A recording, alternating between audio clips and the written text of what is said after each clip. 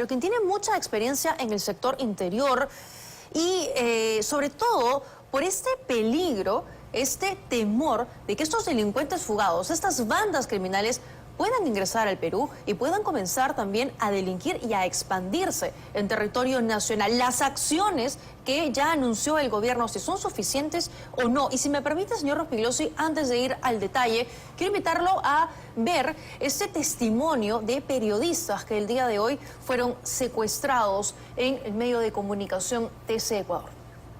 Bueno, realmente es muy terrible lo que ha vivido el país, especialmente aquí en Guayaquil. Primero, dar gracias a Dios.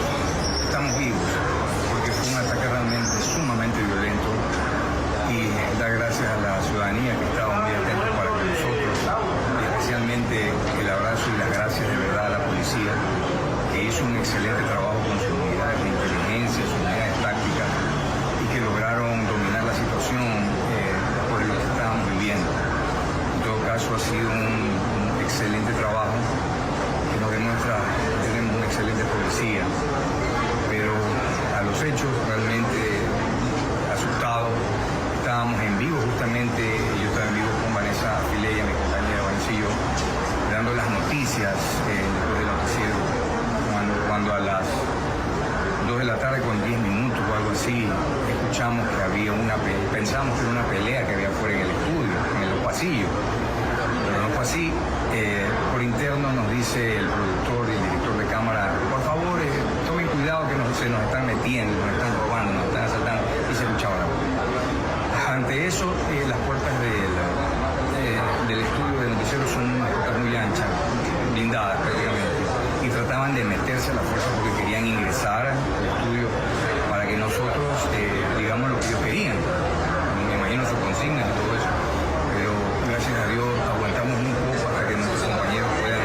Nos ubicamos en un lugar seguro, de donde no nos vieron, pero cuando entraron sí preguntaban por nosotros para salir en vivo y nos insultaban, pero gracias a Dios logramos ubicarnos en un lugar seguro. Le dispararon a un camarógrafo nuestro en la pierna, otro le quebraron el brazo. Ellos vieron bala, utilizaban sus armas adentro, y ya parece que se ha dado la alerta a la policía. Parte de testimonio de los periodistas que fueron hoy secuestrados por este grupo de criminales. Y como ya lo habíamos anunciado, lo habíamos presentado, Fernando Rospigliosi nos acompaña. Usted tiene experiencia en el sector del interior, pero además también es periodista y ha trabajado en la época del terrorismo, momentos difíciles para nuestro país. ¿Qué le parece lo que está viviendo Ecuador?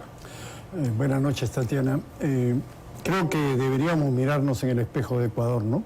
Ecuador hasta hace no mucho tiempo era un país relativamente tranquilo y pacífico. En realidad más tranquilo y más pacífico que el Perú. Y mira cómo está ahora. La cosa se ha desbordado completamente y están en una crisis dificilísima de resolver. Y yo creo que nosotros estamos marchando en ese camino. ¿Podemos nosotros tener o vivir una situación como la que está viviendo Ecuador? ¿Hay un peligro real de que esas bandas criminales ingresen a territorio peruano? Podemos vivir un peligro igual o peor. De hecho, ya hay bandas criminales muy violentas, venezolanas y algunos colombianos, que ya han ingresado al Perú y están actuando todos los días a vista y paciencia de todo el mundo. Y por supuesto que también somos un país vecino. Es una frontera muy porosa, cualquiera puede pasar por ahí realmente. Esas bandas también pueden empezar a actuar. Uno de los problemas que ha ocasionado esta situación en Ecuador es el narcotráfico.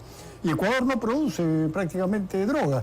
Es un país de tránsito de droga peruana y colombiana. El Perú es el segundo productor del mundo de cocaína. Es decir, desde ese punto de vista, la amenaza que tenemos nosotros es mucho peor. Bueno, Ecuador tiene también mafias locales, bandas criminales internacionales, cárceles desbordadas, un escenario bastante similar al que tenemos aquí también.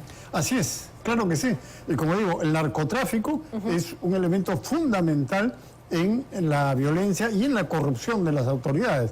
El narcotráfico siempre mueve mucho dinero y eso lo tenemos también acá. Aparte que tenemos otro negocio ilegal que está en crecimiento, que es minería ilegal, que ocasiona también hechos violentísimos. Vimos lo que acaba de ocurrir en Patazo, lo que ocurrió el año anterior en Acarí, en Arequipa, donde hubo creo que 16 muertos. Es decir, no nos estamos dando cuenta, como las cosas ocurren todos los días. Lo vemos como hechos aislados. Así es, y insensiblemente la violencia va creciendo. Si no hay una actitud enérgica y muy fuerte de parte de las autoridades, esto se va a desbordar. Y hay un tema que quisiera señalar que es muy importante. La policía peruana no tiene respaldo de las autoridades. Al contrario, persiguen a los policías cuando se enfrentan a los delincuentes o cuando defienden el orden público. El gobierno ha anunciado ya medidas en la frontera norte del país. Le voy a pedir la situación de Tumbes, la frontera norte de nuestro país específicamente, y son, señor Rospigliosi, cientos de kilómetros de frontera, zonas más agrestes, más complejas, parte de la selva específicamente, a donde van a llegar policías y fuerzas armadas para poder impedir, sobre todo, evidentemente, en aquellos pasos fronterizos que no son legales, que impidan el acceso de estas bandas criminales. Está muy bien, pero es insuficiente. Esto puede frenar por el momento la entrada por ciertas zonas, pero esa frontera es muy amplia y hay muchos pasos por los cuales pueden atravesar gente que pretende entrar al Perú ilegalmente. Y además es muy difícil sostener este tipo de vigilancia con centenares de efectivos indefinidamente. Eso generalmente dura poco. El problema es el siguiente: los delincuentes van donde es fácil delinquir. Y en el Perú es fácil delinquir porque las autoridades no actúan con energía. Tenemos un ministerio público y un poder judicial que liberan delincuentes todos los días. La policía los captura y ellos lo liberan. Han habido algunas pequeñas modificaciones al Código Procesal Penal, hay que terminar de hacer los cambios para que la policía retome la investigación preliminar como corresponde. Pero además la policía necesita respaldo, como te decía antes. Si un policía abate a un delincuente, inmediatamente le caen encima los fiscales y los jueces y lo meten preso. Si un policía en una de estas manifestaciones donde hay actos de violencia usa su arma para repeler a los agresores, lo meten preso. Hemos visto cómo la Fiscalía ha sacado un comunicado. Un logro de la Fiscalía es meter preso a un policía en el Cusco. Esos son los logros de la Fiscalía. No detener a los delincuentes, sino perseguir a los policías. Pero por eso es fácil delinquir en el Perú. Pero necesitamos medidas efectivas y eso demanda un trabajo de inteligencia. Sin duda. Eso demanda que, por supuesto, una inversión y una voluntad también política de hacer las cosas. Bien lo decía usted, hemos dejado de ingresar a bandas criminales que operan en Lima, que operan en diferentes regiones. Y hoy, por ejemplo, vemos delitos como secuestros que ya no se veían en el Perú. No, la policía es muy buena en esto y acuérdate, a fines de los 90 empezaron a proliferar los secuestros y la policía los liquidó. Sí. La división antisecuestro de la INCRI es muy buena. Y han habido después, en los últimos años, uno que otro, pero ahora ha crecido. Ayer se ha publicado un reportaje donde prácticamente se han duplicado los secuestros que ya habían estado creciendo. Entonces, ese es un trabajo de investigación criminal. Pero como digo, no basta el trabajo de la policía, hay que fortalecer la investigación criminal en la policía, pero no solamente eso, sino que tienen que tener un respaldo de las autoridades y no tener a fiscales y jueces persiguiendo policías y liberando delincuentes, que es lo que tenemos hoy día. Y para eso se requiere un respaldo político claro, decisivo a la policía. Que los policías sientan que no están abandonados, que cuando se van a enfrentar a un delincuente prefieran no hacerlo, no por miedo al delincuente, sino por miedo al fiscal y al juez que después lo van a perseguir. ¿Las medidas que ha dictado o que ha anunciado ya el gobierno le parecen suficientes? ¿Tendrían que dictarse otras adicionales? ¿Cierre de fronteras, tal vez?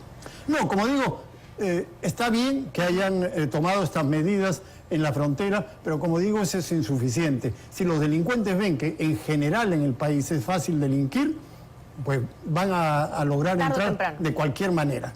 Entonces, lo que tienen que saber es que si vienen al Perú, les va a ir muy mal y van a terminar o presos o abatidos.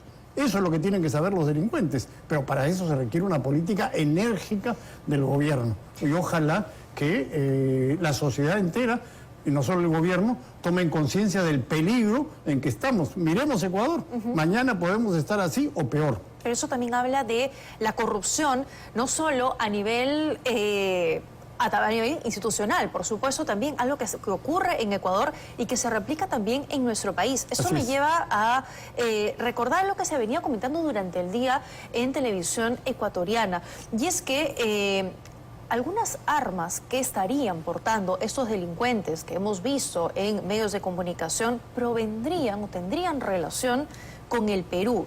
Y es que hay una versión periodística que revelaba que las bandas ecuatorianas se les incautó hace unos años, en varias oportunidades, municiones producidas por una empresa del Estado peruano para uso exclusivo de las Fuerzas Armadas y fuerzas policiales.